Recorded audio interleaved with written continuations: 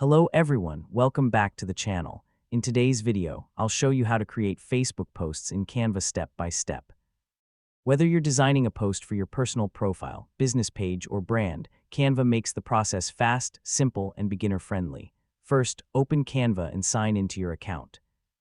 From the home page, click Create a Design and search for Facebook post.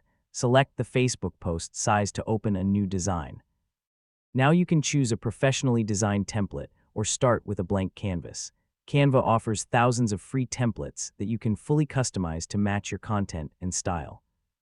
Next, click on the existing text and replace it with your own message. You can change the font style, font size, color, spacing, and alignment using the toolbar at the top. Make sure your text is easy to read and stands out. If you'd like to add your own image, click Uploads and upload a photo from your computer. You can also use the Photos library to choose from Canva's collection of high-quality images. Resize and position the image until it fits your design.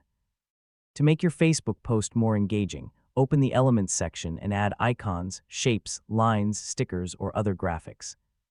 These design elements can help highlight important information and make your post more attractive. You can also customize the background color, move objects around, and adjust the overall layout until you're satisfied with the final result. Take a moment to preview your design and make sure everything looks clean and professional. Once your Facebook post is ready, click the Share button in the top right corner and select Download. Choose PNG for the best image quality, then click Download to save your design to your computer. And that's it. You've successfully created a Facebook post in Canva. With these simple tools, you can design eye-catching posts for promotions, announcements, events, or everyday social media content. If you found this tutorial helpful, don't forget to like this video, subscribe to the channel, and turn on notifications for more Canva tutorials and helpful tech guides. Thanks for watching, and I'll see you in the next video.